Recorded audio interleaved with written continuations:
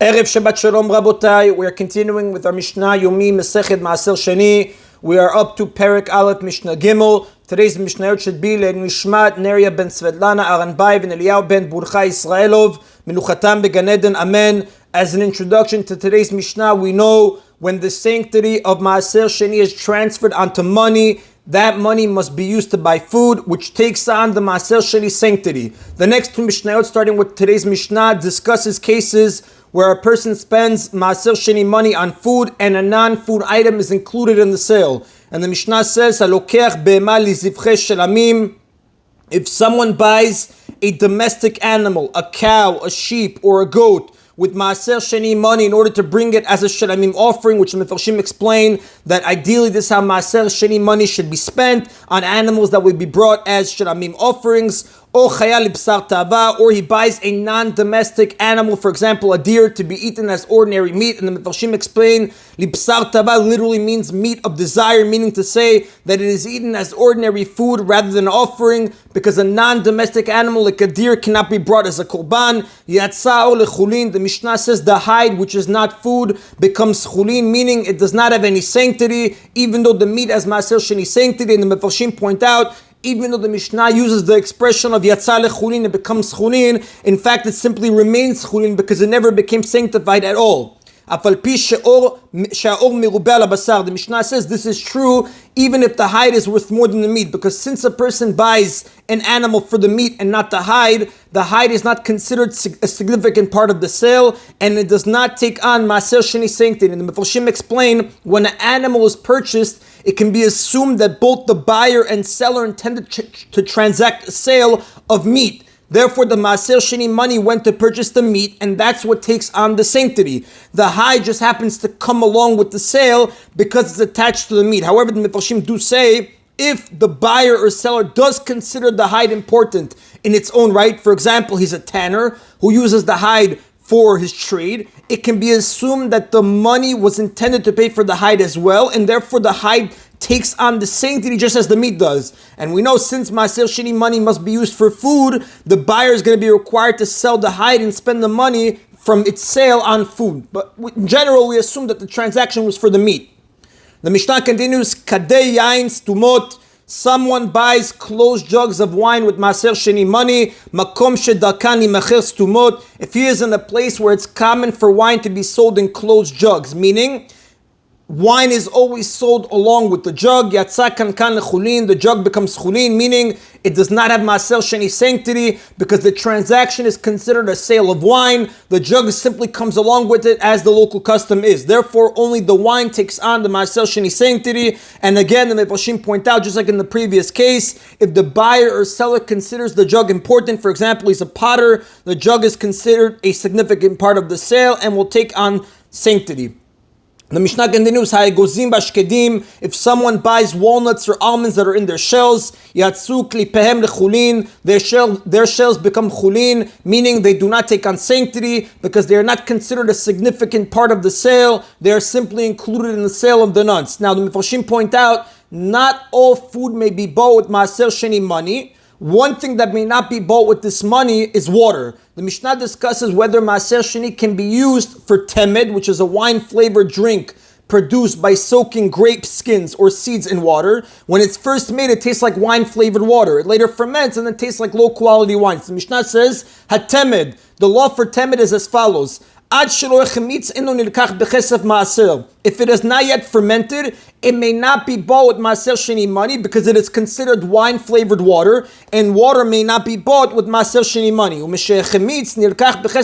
But once it has fermented, it may be bought with Maaser Sheni money because it is now considered food. And that is in Rabotai of Mishnah Gimel. Mishnah Dalet now discusses more cases where Maaser Sheni money is used to buy food and a non-food item is included in the sale. If someone buys with Maaser Sheni money a non-domestic animal, like a deer, intending to bring it as a Shlamim offering, which is impossible because we said a non-domestic animal may never be brought as an offering. Or he buys using Maaser Sheni money. If a person uses Maaser Sheni money to buy a domestic animal to eat as ordinary meat, which would rabbinically be forbidden, because although a person should ideally use Maaser Sheni money to buy Shlamim offerings, The Torah allows them to use the money for any kind of meat, but the Chachamim decreed that a person may not use Maaser Sheni money to buy domestic animals unless that will be brought as a korban.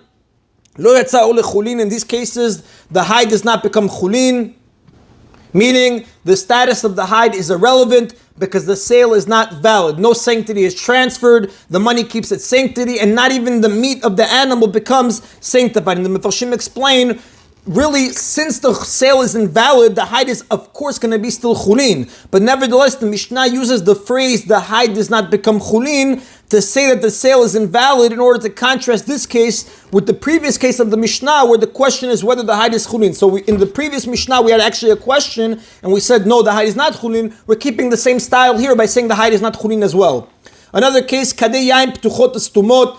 If someone buys jugs with wine, whether the jugs are open or closed, makom shedakani mechel ptuchot, in a place where it's common for wine to be sold out of open jugs, meaning the wine is usually measured out and sold without the jug. Lo yatsa kan chulin, the jug does not become chulin, meaning it takes on sanctity, because since a jug is not usually included in the sale of wine in that place, and this sale does include a jug, it's as though the jug is being purchased separately with part of the Maaser Sheni money. Since it was bought with Maaser Sheni money, it takes on Maaser Sheni sanctity. Now, needless to say, the wine obviously takes on sanctity because wine is a valid Maaser Sheni purchase. Now, the Mefarshim point out, although a jug is not food and is therefore forbidden to be bought with Maaser Sheni funds, the transaction is still valid and the jug takes on sanctity, unlike in the Mishnah's previous case, whereby the case of the hide, the sale is void. And the reason for this is because in the previous case, the entire transaction was illegal.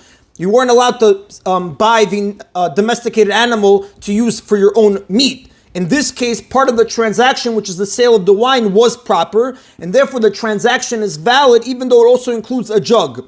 But as a penalty for spending Maaser Sheni money on a jug, the person will now have to take some of his own money, the amount that the jug is worth, and use it for Maaser Sheni appropriate food that he will eat in Yerushalayim. That's the penalty for misusing Maaser Sheni funds, like we will learn in Mishnah number 7. The Mishnah continues, if someone buys baskets of olives or baskets of grapes together with the container, the basket, the amount of money that is the value of the container does not become chulin, meaning that money keeps its sanctity and does not transfer to the basket, because although the purchase of the fruit is valid and the fruit takes on sanctity, a basket is not food and therefore may not be bought with Maaser Sheni funds. Therefore, the purchase of the basket is not valid. The money paid for the basket keeps its Maaser Sheni sanctity and must be used to buy food. And the Mefarshim explain that the basket does not come along with the fruit, like the hides come with an animal, because baskets are not generally included in the sale of the fruit. Therefore, when a basket is included, it is considered a separate purchase, and since a basket is not food, that part of the sale does not take effect. In the previous case, where you have wine bought with a jug, the sale of the jug does take effect even though the jug is not food, because since wine cannot be held without a jug, the jug is considered part of the same transaction as the wine. Therefore,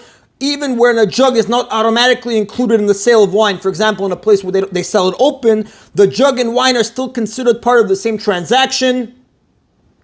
And for that reason, the sale of the jug takes effect. But fruit, however, can easily be held without a basket, and therefore the sale of the basket is viewed as its own transaction, completely unconnected to the sale of the fruit. And since a basket may not be bought with Maaser Sheni funds, this sale of a basket does not take effect at all. And that is in Rabotai today's Mishna Yomi. Everybody should have a Erev Shabbat Shalom, and everybody should have a Rosh Chodesh Tov. Baruch Adonai Le'olam. Amen v'amen.